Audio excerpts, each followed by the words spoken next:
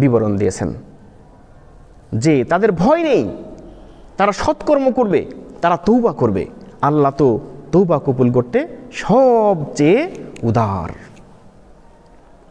তাহলে এই পিকচারের মধ্যে আল্লাহ রাব্বুল আলামিন একটা বড় মেসেজ দিয়েছেন গোটা মানবজাতির কাছে। গোটা মানবজাতির কাছে মেসেজ দিয়েছেন যে সে যেই হোক না কেন, মানুষ সে যে ধর্মেরই হোক না কেন, যখন ইসলামে আসবে তার জন্য আল্লাহ রাব্বুল আলামিন ক্ষমার পথ উন্মুক্ত করে দিয়েছেন।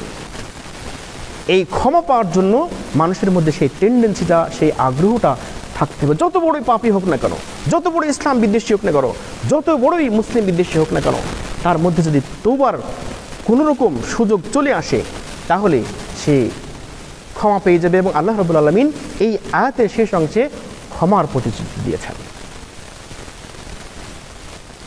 আল্লাহ রাব্বুল আলামিন ক্ষমা যে কীভাবে করেন, নবী মুহাম্মদ সাল্লাল্লাহু আলাইহি ওয়াসাল্লাম বানী ইসরাঈলদের এক্সাম্পল দিয়েছেন। আমরা সবাই এক্সাম্পল জানি, কীভাবে করে এক্সাম্পল জানি যে আসলে ক্ষমা চাওয়ার জন্য, অপরাধ করে অপরাধ থেকে মুক্তির জন্য একটা যে মনের মধ্যে যে একটা আকর্ষণ, সেই আকর্ষণ থাকতে হবে।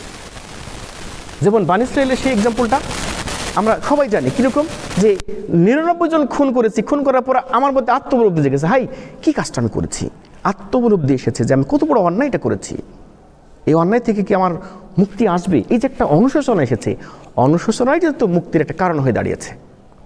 তিনি মুক্তির জন্য এগিয়ে গেলেন, একজনকে ভাবলেন যে ইনি হয়তো আমার মুক্তির কথা বলতে পারবেন, তাকে বললেন, তিনি ভয় পেয়ে গেলেন যে সর্বনাশ তুমি করেছো, তুমি কি কাজটা না করেছো, তুমি 99টা খুন করেছো, এটা বড় অন্যায়, আমার জানা মতে তোমার ক্ষমা হবে বলে আমার জানা নেই। কিন্তু আসলে কাজটা কেন ঠিক করেছেন কিনা করেছেন, ঠিক করেননি এটাই প্রমাণিত। কি করলেন যে কেন একজন অপরাধ করেছে, তার তো অপরাধের সমাধান আল্লাহ দেবেন, আমি সেই সমাধান বন্ধ করে দেওয়ার কে, এই কাজটি করা যাবে না। তাই তিনি খুব রেগে গেলেন যে আমার কোনো ক্ষমা নেই, এটা কি হলো। তিনি রাগান্বিত হলেন, হয়ে তাকেও খুন করে দিয়েছেন।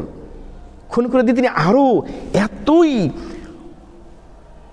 কষ্ট পাচ্ছেন, অন্তর পুড়ে ছারখার হয়ে যাচ্ছে, যে পাপ করলে পাপের জ্বালাই যন্ত্রণায় তিনি শেষ হয়ে যাচ্ছেন, যে হাই 99টা পাপ করে তো এত বড় অন্যায়ের মধ্যে নিজেকে নিমজ্জিত করে ফেলেছি, সমাধান খুঁজে পাচ্ছিলাম না, এরপরও আবারও সেই অন্যায়টি করলাম, সেই একই অন্যায় করলাম। কিন্তু অনুশোচনা আরও বৃদ্ধি হয়ে গেল। যদি ওই শেষের খুনটা না করতো হয়তো অনুশোচনা এত একটা আসতো না। ঠিক যদি অমুসলিমদের অনুশোচনা এই পর্যায়ে যায়, তাহলে আল্লাহ সমস্ত পাপকে একেবারে সবগুলো সওয়াবে রূপান্তর করে দেন। আলহামদুলিল্লাহ। তাহলে ওই ব্যক্তি কী করলেন, শেষ পর্যন্ত ওই ব্যক্তি বললেন, আরেকজনের সাথে সাক্ষাৎ হলে তিনি বললেন যে আমার দ্বারা সম্ভব না, তবে সমাধান এক জায়গায় হতে পারে, একটা স্থানের নাম দিয়েছেন যে এখানে গেলে আপনার সমাধান হতে পারে। যাক, উনি তো খুশি হয়েছেন যে সমাধানের জায়গা তো পাচ্ছি এক জায়গাতে। তিনি সমাধান নেওয়ার জন্য অন্তর থেকে সেই অপরাধবোধ থেকে বাঁচার জন্য এগিয়ে যাচ্ছিলেন, কিন্তু না পৌঁছাতেই, কিছু দূর যেতেই তার হায়াত শেষ হয়ে যায়, মৃত্যু হয়ে গেল। কিন্তু টেন্ডেন্সিটা কি সাংঘাতিক দেখেন, যে এত সাংঘাতিক টেন্ডেন্সি যে আমাকে বাঁচতে হবে, বাঁচার আগ্রহটা বেশি ছিল। কিন্তু সে সালাতও আদায় করেনি, রুকু করেনি, সিজদা করেনি, সে কিছুই করেনি। বানী ইসরাঈলের একজন অনুসারী, তার মধ্যে সালাত বলতে কিচ্ছু নাই, রুকু সিজদা কিচ্ছু নাই, কিন্তু হায়াত শেষ, মৃত্যু হয়ে গেল।